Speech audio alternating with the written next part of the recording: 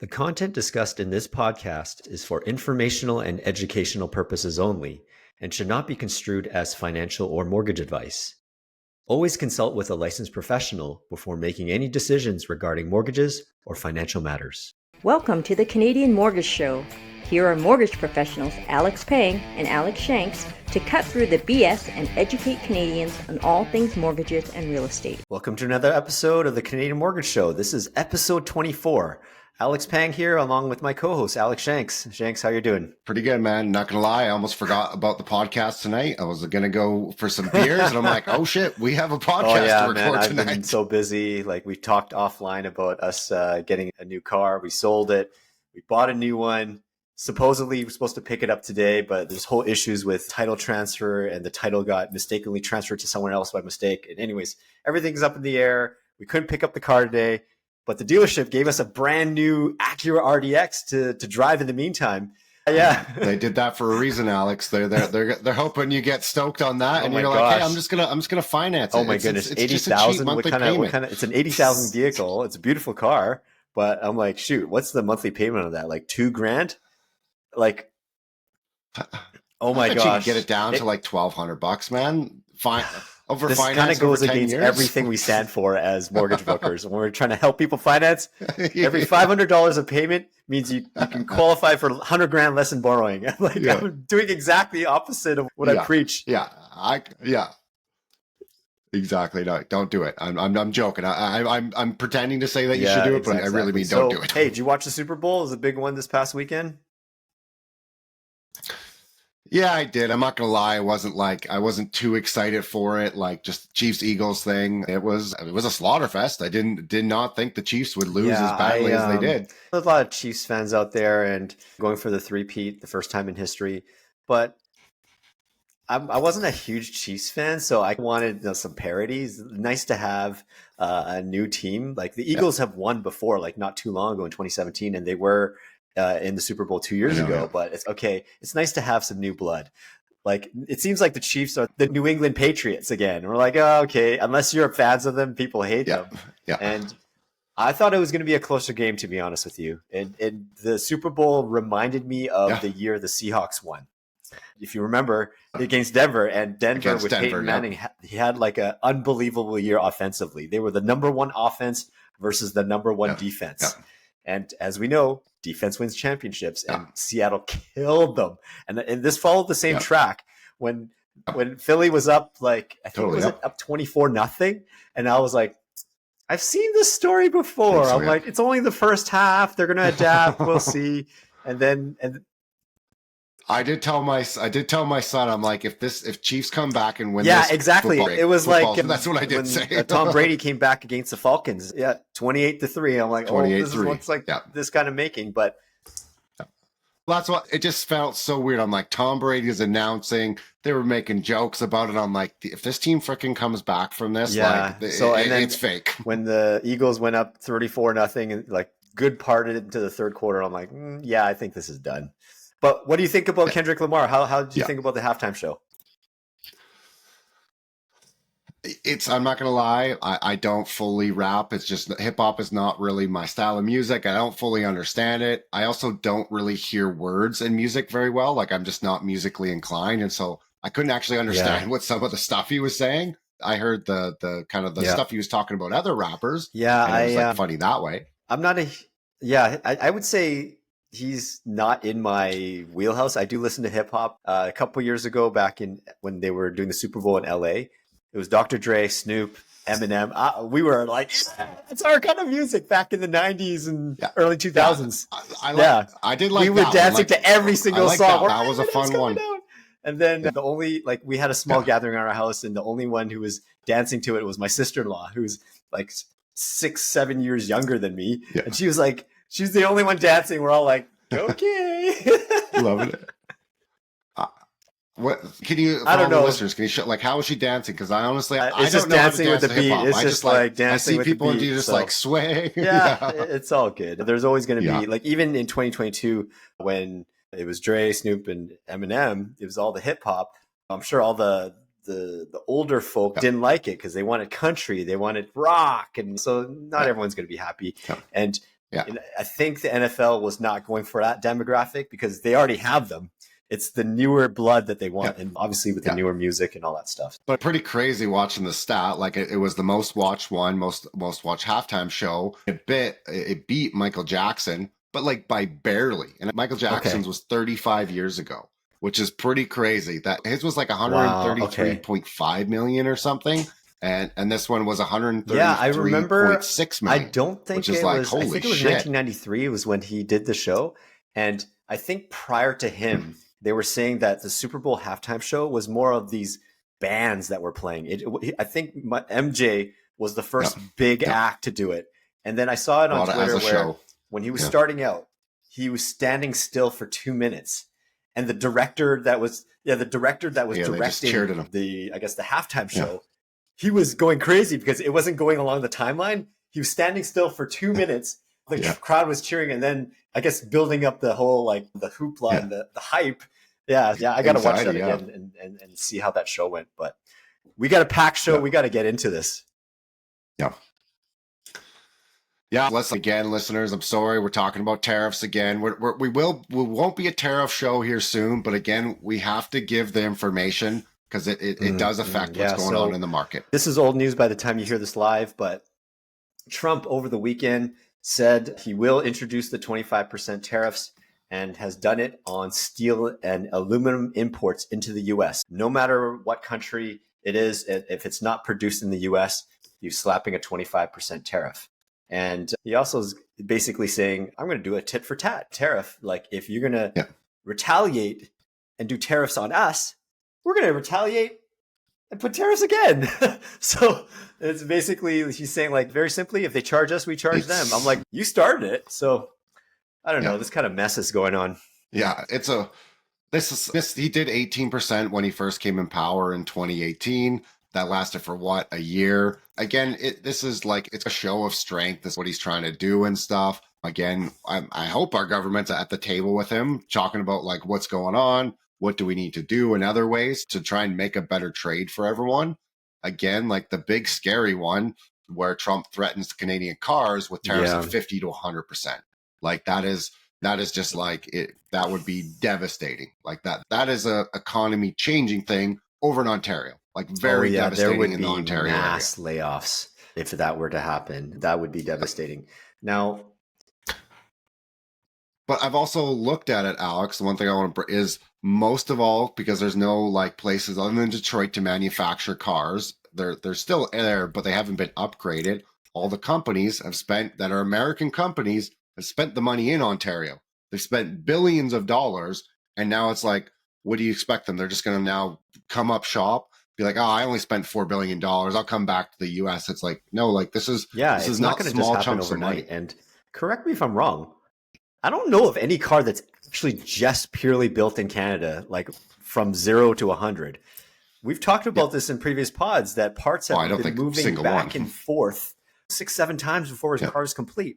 So what are the domestic brands? Chrysler, Dodge, GMC. Yeah, GM. Like they are like, there is nothing that's purely one. Like it's shared back and forth. So if it's going to hurt us, it's also going to hurt the States too. Like companies are not going to all of a sudden pick up shop at, like you said, $4 billion. They're just going to increase the price of the car. So your 120,000 Jeep could be 140 now or 150. Oh yeah. And they buy our used cars like crazy from up here to down there. Like they import our used cars. There's going to be a tariffs on that. And I'm like, it is. I don't fully understand where he's thinking. At first, I thought it was like, hey, I'm just doing this to show a power. I want other stuff. Now I'm just like, man, I think he's going loco. Like, I don't even know what his end game is. Like, essentially, our whole country's on eggshells on this, right? How is this affecting some local stuff? Things are slowly filtering in through the local scene here. Now, out here in the Lower Mainland, there's a BC border store. We have these duty-free shops, right? And we have 2 border crossings in the Lower Mainland, is Peace Arch and Pacific Crossing. So Peace Arch is the bigger one. And so their duty-free shop said that business has dropped 80% amid the Trump tariffs and the urge of Canadians to buy local. And I don't know about you, but that's not surprising. Yeah. And even myself, I'm close to the border, and yes, you go get your gas. but there's a few items that we bought down there because States, if you buy it within the States, it's free shipping and all that stuff. So picked it up. I noticed even the border lines, it's dead. It's dead even on the regular lines. Like I have Nexus. Like honestly, yeah, it was dead. We're seeing it on the ground now where people are drawing lines in the sand, and it's going to hurt a lot of these border towns that rely on Canadian and Americans crossing the border and stuff. Yeah. Oh, so like in Bellingham, the Bellis Fairs, the gases, and all that stuff. Yeah. And then we got the BC government to freeze hiring. Now, obviously, that's just for one. This to me is not really compared to tariffs. They already needed to freeze hiring, but they're canceling the grocery rebate. Again, something that I don't think we needed, all because of the U.S. tariffs. It's something that already didn't need to happen. So it's like, hey, great, something got there to make you guys think again. This was going to cost the province, BC, $1.8 billion. So that's good. We just hope that, we've talked about this before, we just hope it doesn't like comes back later as CEBA and CERB, like from a provincial level, like just to save that. So like more things going on locally. City of Surrey, they're axing a $740,000 contract with a U.S. company dealing with, I think, traffic control, like equipment, something like that. Yeah, to buy local is coming to roost now with some stories locally, and businesses on both sides of the border are going to suffer. Yeah, businesses in the U.S. are going to be coming to them. Yeah, yep. And then we got the lovely new czar, JT's administration appointed former RCMP Deputy Commissioner Kevin Brossy as Canada's new fentanyl czar. We talked about this before. He's going to be the guy that's tasked with working closely with the U.S. counterparts to stop the trafficking of the fentanyl across the borders. Now, I guess having one person, hey, great. So like, is that his job is just solely going to be communicating with all the other people? Again, I don't know if a new job really needed to be created. Yeah, I don't know. It's probably more a lot of just to appease the masses, just for show kind of thing. And I've been seeing the comments on X saying like, isn't this Kevin Brousseau the same deputy RCMP that was in charge of all this kerfuffle that's been happening during the Trudeau administration? Like, okay, you're just putting the old boys club back into power, and just it would be more of the same. This time we have, with Trump's administration watching over us, they really got to do something now. So, yeah, it's great to say that we have something. I think like fentanyl needs to be like stopped. That's something that, especially in BC, like it's gone on way too long. And hey, like I do think it's a good thing that I hope we actually put some dollars into making that not happen. So there has been a leaked thing from the Bank of Canada in their recent policy meeting on January 29th. They actually warned that a prolonged U.S. trade war could permanently lower our GDP, with retaliatory tariffs pushing up import prices and inflation. And so this is not surprising. We knew it, but they warned about it, and it's nothing new, which we hope it won't happen, but yeah. And that's where like, it's hard though. Cause like, yes, some stuff will go up, but a lot of other things. And that's where it's such a fine line. Like the Bank of Canada is not just going to increase rates because of these tariffs. It's going to be like, okay, yes, some of our goods are going to be cost more, but again, people don't have jobs. We have no economy. Our GDP is crashing. We have to lower rates to spur more business. And speaking of rates, you know how we've come off the top of the high rates the last couple of years? Here's a story that kind of hits the nail on the head, or it shines light on what we're experiencing a lot. You're going to hear a lot more about this coming up, is the presale market. It's going to suffer. Current presales are not going to sell. They call it pre-construction, but it's presales, pre-construction in Toronto. So here's a story that came out in the Globe and Mail article about a presale nightmare. So a person bought a presale luxury condo for $2.2 million at the peak of prices during COVID in 2020. Now they put 20% down. They put $439,000 as a deposit over a series of installments. Yeah. So in 2024, now the building's ready. Guess what happened when the market the last couple of years, appraisal came in at less than 2.2 at 1.6 million. For those who you don't know, Why does a lower appraisal matter? Lenders will only finance the appraisal value, not the actual purchase price. So they'll only lend 80% of the appraisal value. So he needed close to $600,000 to close. So he was short $595,000 extra. So instead, he chose to walk away and lose his $439,000 deposit. Now, here's where the story gets crazy. And we're going to hear a lot more about this. Not just Toronto, but BC as well. Yeah. So the developer has partnered with RBC to offer blanket appraisals. Alex, you want to explain what a blanket appraisal is? Yeah. This is where, for one, so people know, when you're going to get a pre-sale, you need to go and talk with a big bank. Like, don't come to a mortgage broker. We can't hold rates long enough. We can't give you these blanket appraisals. When you go into RBC, you would have been the person, if you would have went there right away, he would have been approved at that 2.2. They would have looked at his income. He would have been good to go. Now, in this, what it means is they're appraising it blanket because they did have an appraisal at one point that said the building was worth $2.2 million. Now they're financing it at that, but they're taking a loss on their books of $600,000, like Alex said. That's where no one else can buy this. It can't be financed anywhere else. RBC is taking it on. The big reason why that they would be doing something like this is they've also financed the commercial part of this. If they don't start selling these things, they're not talking about a $1.6 million loss. They're talking about maybe $1 billion loss, because if all these other buildings, and so that's where blanket appraisals have been a thing for a very long time, just not in these large chunks now, like 600,000 off. Before, maybe we're off by 100,000. Again, always get a firm approval from a bank. Mortgage brokers, I'm sorry guys, we're not good at pre-sales. Don't try and say that you should work with me. Get a real pre-approval. Exactly. Come back to us after. You hit the nail on the head. These blanket appraisals is really a reason for the bank to cover their ass. Like, shoot, things are not appraising. And if we see several, like, we're talking about 10s, 50 to 100, like, units not completing, then they're going to be exposed. So it's in their favor to say, oh yeah, we're just going to say whatever your appraisal is going to meet. So they're actually taking on all the risks. So to finish off this story, you would think that, okay, the RBC is going to come through, they'll just finance it. But in the end, the buyer actually wasn't comfortable taking out a mortgage. Like, in quote, he said, against a value he knew wasn't real. So he declined the offer and he walked away from the deposit. That's a smart guy.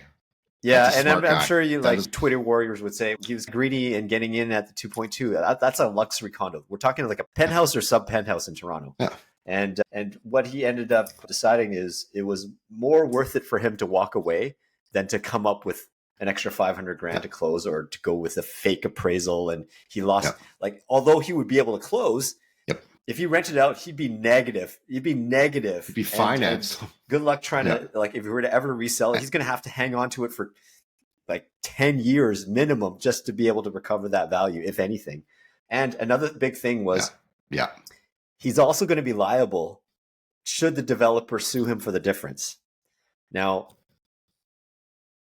the difference, though, they're not going to be able to, like, he's going to have some like stuff, but the thing is, they can't, usually when someone's going to sue, it's because the price, as they can't sue him now and say, this is the market. They're going to have to sell it first to establish the lower price between 2.2 and whatever they sell it at. Yeah. Well, no one's going to buy it, so they can't sue them because there's no goalpost. So now I wonder if they get someone to buy it by saying, oh, we have this blanket appraisal, and then maybe, but I would say he probably is still going to get sued for some money, but I bet you, honestly, I would say maybe even if he loses another 100,000, that's probably better for him. Yeah. Losing 550.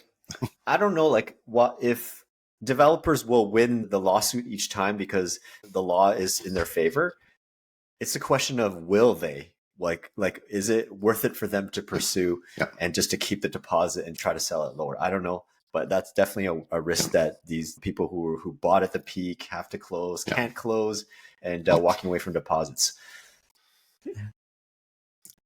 I hate to say Ontario's the worst for these. Like it's bad. I've talked to potential clients and they're coming to me for like more advanced strategies. And then we start talking about stuff and I'm like, you have a pre-sale coming up. Okay. Oh, you have another pre-sale coming up in 2 years. I'm like, how do you qualify for this? I'm like, in my head, I'm like, these numbers don't work. And I'm like, what's the value of it? Like they have like some people have, they do not qualify for it. They've bought pre-sales at 1.5 million. They're going to close in 4 years. They were hoping they were going to be able to sell them. And I'm telling people like, you need to get out of this now.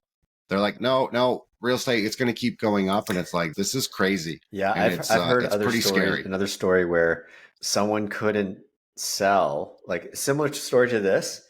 And they did take the offer from the developer or the blanket appraisal and they were able to close, but they bought like 8 other units, like 4 in a building, 4 in another. And they're like, oh, great. What about my 7 other units? I'm like, wow. Like you went in on the premise of like, sure, it worked for the last 15 years up until what, 2022, maybe buying a pre-sale, flipping the assignment before completion and pocketing the 100, 150, 200 grand.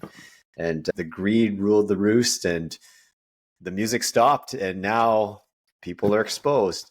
But this kind of a classic example that kind of shows that RBC is propping up the pre-sale market. And because developers are scrambling and banks are exposed, they're just trying to figure stuff out so that they don't lose a ton in their books. Yeah. And again, like for us smaller people, us saying like, oh, we don't want to lose 500,000, even though that RBC's book, like they're going to have a massive loss on this, that is tax advantageous to them. Like it's not end of the world. They have the commercial loan. They're getting, say, $1 billion on it. They're going to be getting paid from that. Yeah. They can write off the negative stuff. Like their books are so massive. And that's where I find people just don't realize when they're doing these things. Now, again, it's how is it going to keep going? Like, when does it stop? For one, like they can only keep doing this for so long. And I personally don't believe you should be able to buy a pre-sale without showing you can qualify for it. You have to show that you actually can. It was more or less like margin trading in stocks. Trading money that you did not have. You could say, I got 25,000. I'm going to go buy this pre-sale. And it was always, I find partners do it. Like 4 people get together. They get their 20% down payment. They're like, oh yeah, I came up with 25,000. We're each going to make 50 now. And it's like, you never were going to qualify for it. This. Was like, buying, it was essentially buying options. Essentially, like you're just buying contracts and such. So folks, if you're listening to this, we keep hammering it home. If you're going to buy a pre-sale, make sure that you are going to close.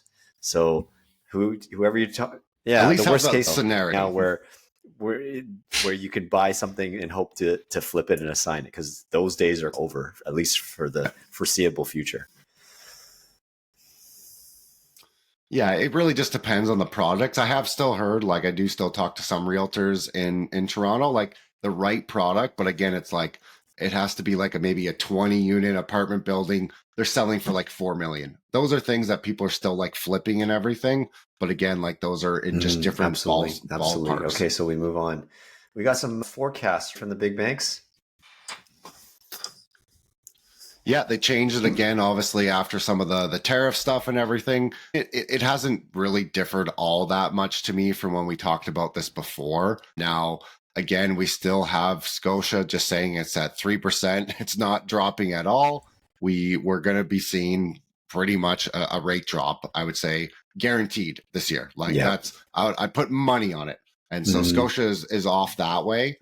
But again, most of them are saying Q1, 0.25. I think that's a fair assumption. I don't think we'll see anything aggressive here right now. It just really depends on what goes on after. What happens with the tariffs? What happens with everything else? Yeah, so do we have to cut aggressively? This kind of chart we're looking at is assuming there's no tariffs, like between now and the end of the year, probably around, the average is looking probably around anywhere from 0 to 0.75 in cuts. And so we agree that 0 is not realistic. It's probably 0.5% if there's no tariffs. But if there is tariffs, which we're already seeing, it can go as low as 1.5%, like 1.5% more in cuts. So like we're going to cut this down the middle and say, let's call it 1%, because we've already seen the start of some tariffs, and we don't know how this whole tariff thing is going to play out, and really it changes week by week, or honestly day by day. Oh, day by day. Like even like last week, yields were going down. We had one lender come out with an amazing rate special on the insured side. That lasted for 2 days. It instantly went away and bond yields went up. And that's where there's volatility on the fixed side. And that's where it's pretty crazy to think about this. If rates cut by 0.75, that brings our prime rate down to 4.5%. Now, let's say if someone only gets a prime discount of 0.5%, if that goes down to 4.5%, that means that they're going to be sitting at a fixed rate of 4%. Sorry, a variable rate of 4%, where fixed rates right now are all above 4%. They potentially, if bonds keep going up, they could actually increase. And that's where it's like, it's so funny talking to people before. It's like so scared of variable. It's like, we really have to think of it now, because it's like, we don't want to lock someone in at 4.5%, then see variable rates drop by 1%. We keep hammering this home, folks, but the strategy is to go variable and then to lock in later this year, probably near the end of the year, when I can see fixed being in the threes again, conventional fixed rates to be in the threes again.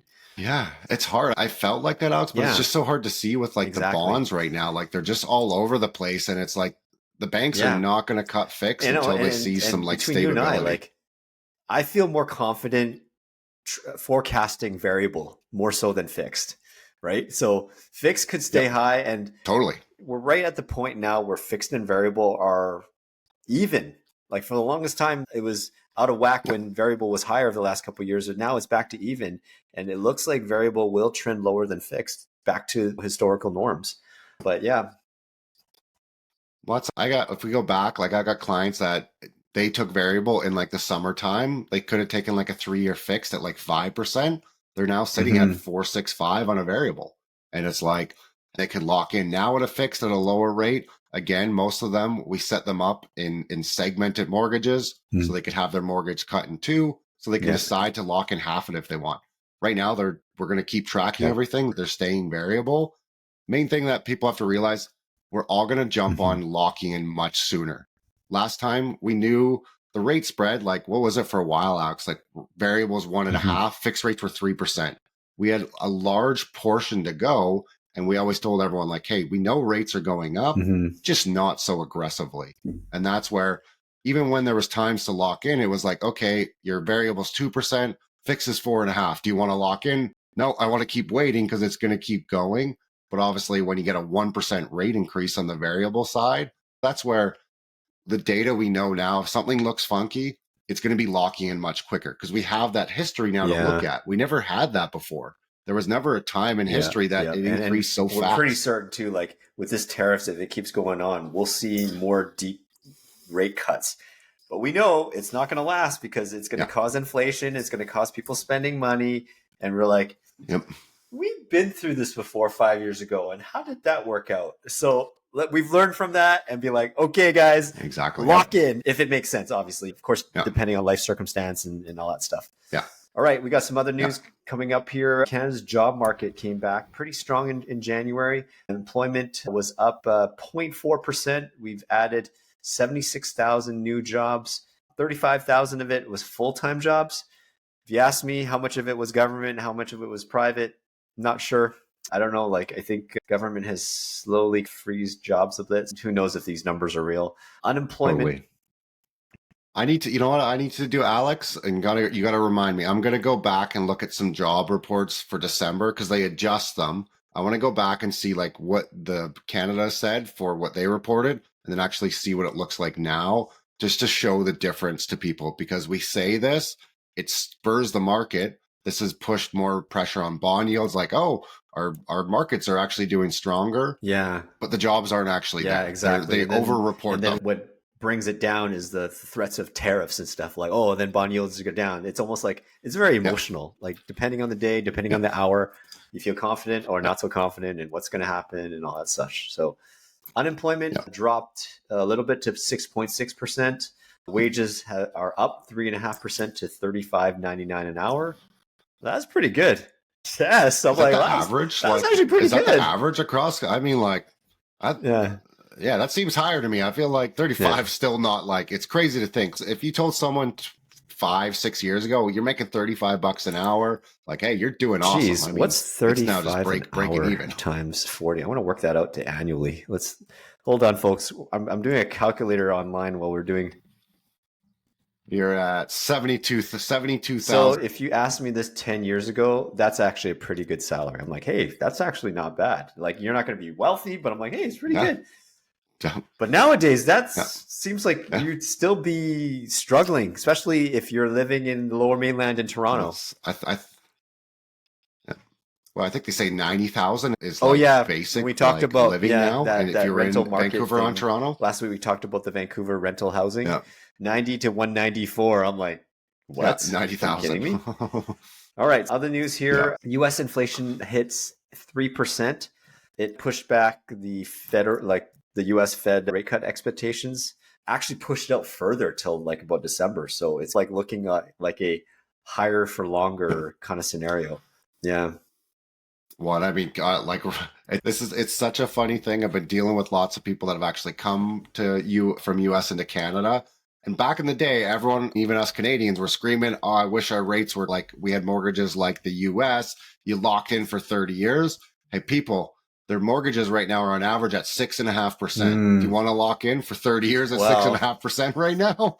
No, it was for 2 years. It was really nice to say, oh man, I got a rate at 2.5 for 30 years. That was a moment in time. Most of the time in the US compared to Canada, our rates are always lower.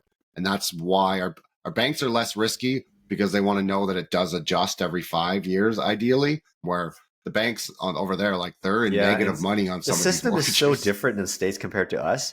Correct me if I'm wrong, but I think our mortgage system is theirs is like a non-recourse loan or something like that, where if they give up the keys, they can just walk away and it won't hurt their credit or something like that. I think it depends. I think depends on the states and stuff, but yeah, like they are more forgiving. Like I think their average foreclosure rate is like 5%. Like it's a full on market. Yeah. Ours is what 0.15%, and so Canadians as a society we do what it takes to pay our mortgages, so that's why our delinquency rate is so low. Yeah. But the saying goes like, if the U.S. are going to keep their rates higher for longer and we're dropping, that's just going to put a bigger spread for our U.S. dollar, like the Canadian dollar, and it's just going to push it down lower. Mind you, this past week, it's still hovering at 69.70 cents. So I don't understand. Please explain this to me, Alex. It's still like we're 1.5% difference on like the Fed side. And that's where there's still, it's okay. We're a bit of, again, it makes me want to invest more money into the US just in cash even. I feel like you can get a decent return that way. I recently invested some money into gold.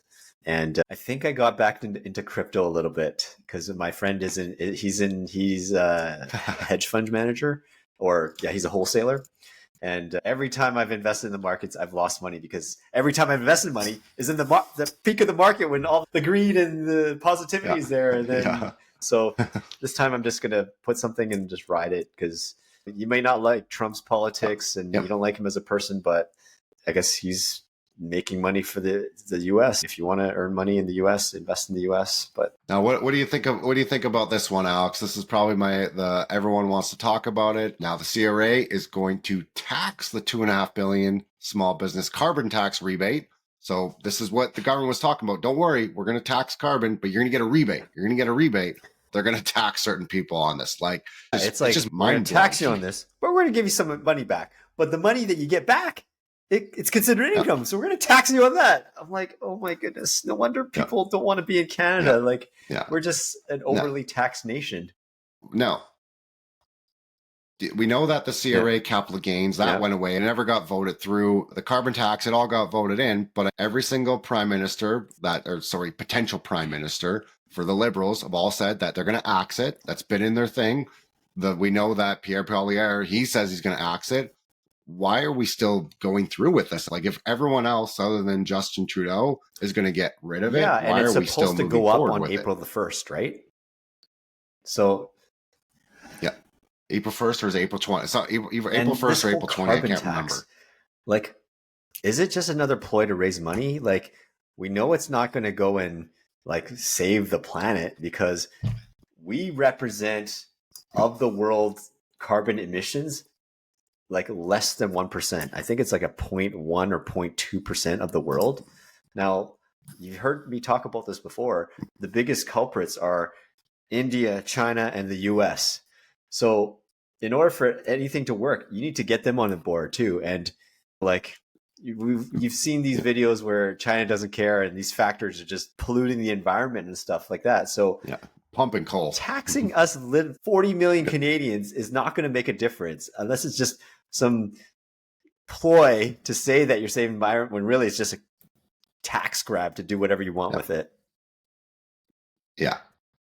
And that's the thing. If they could prove to me, if we were able to see the books and that all those taxes went solely to maybe trying to make the environment better, that money didn't get touched on any other part of it, I would be perfectly fine with it. I'm okay with saying we want to try and make the environment better. But if they start using that to what we're going to go into, okay, give people better salaries, go into other tax coffers, that to me, I'm like, doesn't make sense. You're just using it to tax everything. This next little bit here, this is going to boil my blood a little bit more. Okay, so the members of parliament are taking another pay raise on April the 1st, between $7,800 to $15,800. So here's the annual salaries after the raise. A backbencher MP is going to be 211 grand. A minister is going to be 311,500, and the prime minister is going to be at 422,000. I get it. Being in politics, it's stressful. You get hate on. You never hear good feedback. It's always, the feedback you hear is always bad. So I get it, but this is the 6th pay raise since September of 2020. Like, what industry? I don't understand. I don't think any private corporation has so many raises. It's based on performance, right? In any private business, your raises are based on merit, not just based on this. Yeah. No, only people you could say is the government people have gotten raises and the top COs. They've all got nice raises since 2020. They've just been increasing their pay where every other person hasn't. And it's been, it's hard right now. Everything is going bad. Inflation. We got to actually decrease pay. Same thing with the MPs here in the government. Hey, everyone, it's a bad time out there. It's hard. Yeah, but we're going to increase our money right now. It leaves you a bad taste in your mouth. Like when everyone's struggling and all that, they're increasing their own pay on the very same day. They're taking more money through the higher carbon and alcohol taxes. Like that just doesn't smell right. I would just like to know, where's that tax Yeah, and that's, where does it come from? Because if you're pulling from that carbon tax to now cover that, again, it's like you did this doesn't make any sense. You're not doing anything to actually better the world. Fancy way of saying we just want more money just so we can pay ourselves. Okay, so there's this final item here that before we head into viewer mailbag is, so the Global Affairs Canada, remember we mentioned this a couple episodes ago where their database got wiped for temporarily because we're like, I wonder why, because you're trying to hide stuff. It came back online and there's it's public record. So here's an item that they doled out $350 million in corporate welfare to the private sector in Asia. And I quote, to develop low carbon and climate resilient initiatives and advance gender equality in the region. What are the results? Not applicable. So they couldn't even measure the results. What does this sound like to you, Alex? What does this sound like to you? I'm fine with the first one. Again, it sounds like we're putting the pockets for someone else where that money could go to, let's say, all the people that don't have food at lunch at school right now. Like $350 million to all the kids out there. Again, like the low carbon and climate resilient. Hey, like if that's going to make Asia not destroy our world, hey, like, okay, let's spend some money that way. That I don't want to get into, but advanced gender equality, like, how is that advancing us? Like, how is that actually benefiting people that don't have water, don't have like the necessity just to live life right now? I'm all for like foreign aid if in the cases of the LA wildfires, Canadians went down to help out with the wildfires. Those carrier jets dropped water onto the fires and all that stuff. Or a lot of our firefighters went and helped, and other natural disasters around the world. I'm all for that. Like Canadian Red Cross, all that stuff. Like, shouldn't their own country deal with that themselves? Not expect money from another country to help deal with your own country's internal issues? Like, I don't understand that. It's like, Alex, can you lend me $200 to help me pay for my kids' tuition or soccer or hockey? Just like, isn't that what it sounds like? Like, you mean shouldn't? And again, there's no accountability. Like, there's nothing showing like what actually came of this. And again, like, hey, you sometimes have to spend money to see things, but again, we need to see like what's happening. Where's those funds going? Who is it going to? Like, what are they actually I'm sure doing? Like pundits will say, like, how about just reduce foreign aid and spend money on our own citizens and not have this carbon tax and not have these increased alcohol taxes? Reduce foreign aid, like what? So that you're not having any aid, but other countries are going to frown down on you. Like, what's going to happen? They're going to declare war on you? Of course not. Like we got to take care of our own country first. And again, like we're not talking like to myself, like what me and Alex were talking about is like, we need to be helping countries that don't have water, they don't have food. Like this is like, we're talking about different things. Like this low carbon, that's, we don't need to spend 350 million on that type of stuff. It's like, hey, that was to say, hey, we're making sure that their country is getting water because their civilization doesn't have clean water. I'm all for humanitarian. I'm perfectly fine with that. Like making up stuff just to say it is, and the money just gets sent to corrupt pockets and all that stuff. So I don't know. We're in debt for a bunch of money, and we just keep taking more debt out. It's, if we ran our household that way, Alex, I don't think me and you would be here. You know what? We actually have time today to do viewer mailbag. We've skipped it for a good month or so, but we do have time for a viewer mailbag. Do you want to read the first question? Finally. Yeah, I got it. So this one's a good one, especially like right now. I'm paying a 5.5% on a fixed rate mortgage, and it looks like they probably took a 5-year term that they took out 18 months ago. With rates coming down, does it make sense for me to break it and take a lower rate? So I mentioned this in previous pods where rates are coming down. So I can't say a blanket yes or no to everybody. It depends on your situation. So I had a similar example here where I talked about before, where your rates are, if you had a fixed rate around 5.75 and up, and if you took a variable, and with the tracking that variable is going to go down another 1%, you're going to be seeing savings there. But because rates are coming down further, that 5.75 number has come down to about 5.5% now. So a case in point, I have a client who's on a 5.58%, and they have about 19 months left. Their mortgage is around 900 something. They bought a townhouse in North Van and stuff like that. And I ran the numbers for them. And yes, they had to pay quite a bit of penalty. It's like an $18,000 penalty. But despite that, even though they're taking variable, they're saving net after like savings, they're saving 8,200. So yes, I'm like, yes, it's going to hurt that you're paying 18,000. It's going to be added to your mortgage. It's going to make it look like you haven't paid anything off in a year and a half. But I showed the math that they're going to be saving 8,200. And they're like, yeah, totally get it. And they're over the moon about that. I would say. And that's it. Also, the one thing like people have to remember is like $1,800 penalty. That sounds high. I'll tell you a story. Yeah, sorry, 18,000. That still sounds high. I'll tell everyone a story. I broke a mortgage in 2020, smaller mortgage, 250,000. I went from 3.5. I wanted to go lower. I paid a $28,000 penalty. It still made sense. But you're talking about a $900K mortgage. I'm talking about 250. Fixed rate mortgages have an interest rate differential. Right now, lots of banks, their penalties aren't that big. Some of them are massive. I saw one person with like a $120,000 penalty.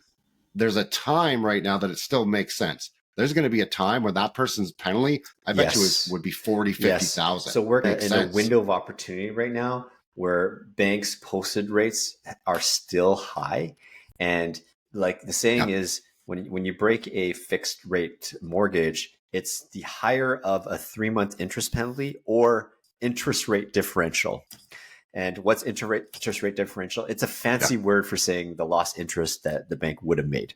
And each bank has a weird calculation. And if you're trying to figure it out, my goodness, even you and I in the industry, we have a hard time figuring it out because a lot of times their contract is like 5 pages long on the interest rate differential calculation, and we don't even know. But we're right in this point in time right now where the interest rate differential for some fixed rate mortgages are negative.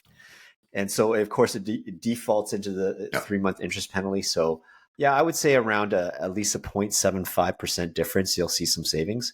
Now, just making sure you talk to get your bank, get someone to calculate that penalty, because if it is an IRD, you could be looking way higher. So I'd say at least a 0.75% difference. And would you say at least maybe 1 year left on the term? I don't think any less than that, because if it's only 1 year, we could do something. Maybe you save, I think I looked at math for a person once. I was like, you could save $1,000. But what if rates keep going lower? I may have actually cost, you may have even saved more money. And so that's where, and again, you also have to collect. Is the $1,000 worth it? It may not. It just has to make sense for the even people. $2,000 possibly. But so I would say if you have, if they're going to do it for a year, they better be taking variable. If they're doing it and hey, I'm going to take a variable, I could see it. But if you're going to take another 3-year fix, that's exactly. I would probably just wait a year. You would see more savings if you did take variable. Like we said, take variable now, lock in later near the end of the year when I can see fixed rates being in the 3s again. It's quite possible. Now, so that's basically like that. There's no long and hard rule, but if there's a 0.75% difference and you have at least 12 months left on your term, it's worth looking into. So talk to your mortgage broker, talk to us, and we'll run the numbers for you. Okay, so next one here is, that's a good one. If I plan on buying a home in a year, what would be the best way to start preparing my budget on the monthly costs?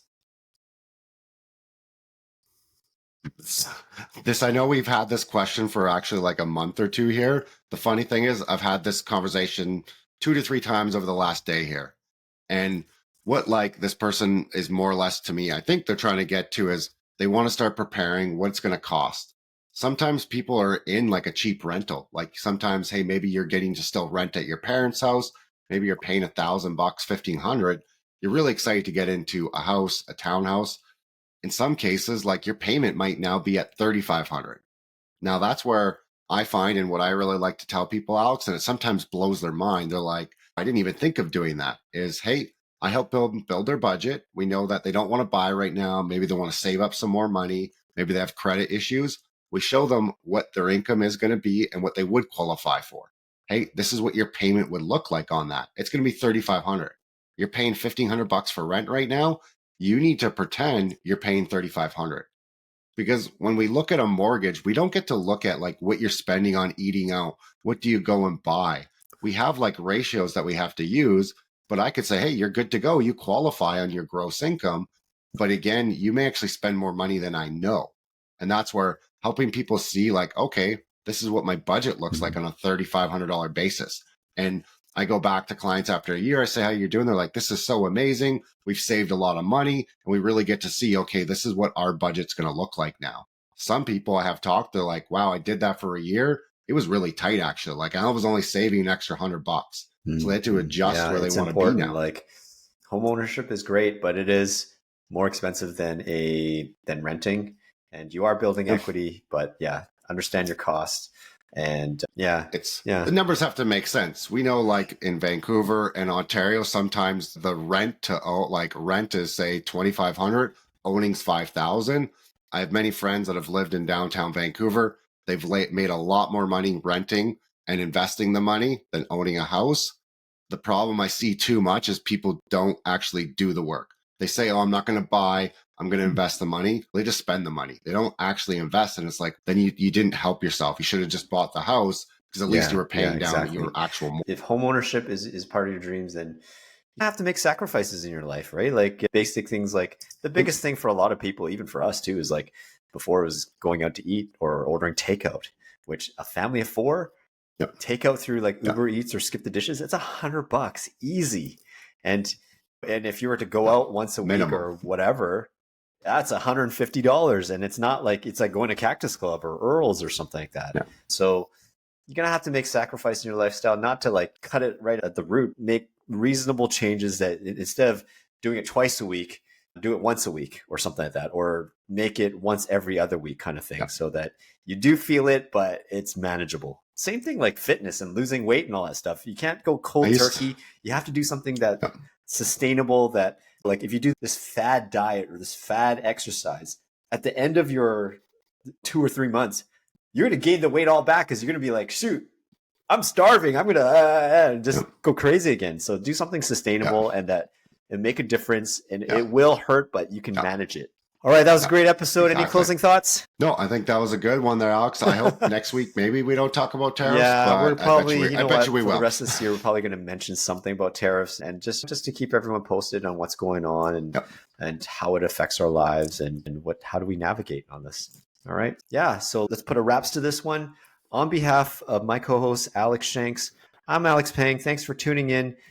We'll see you next time. Talk to you later. Now, if you enjoyed this episode, make sure to like and subscribe. If you're listening on Spotify or Apple, make sure to follow us. Please give us a 5-star rating. You can even send us an email because we want to know what you guys want to hear about. That's what we're here for. Reach out anytime.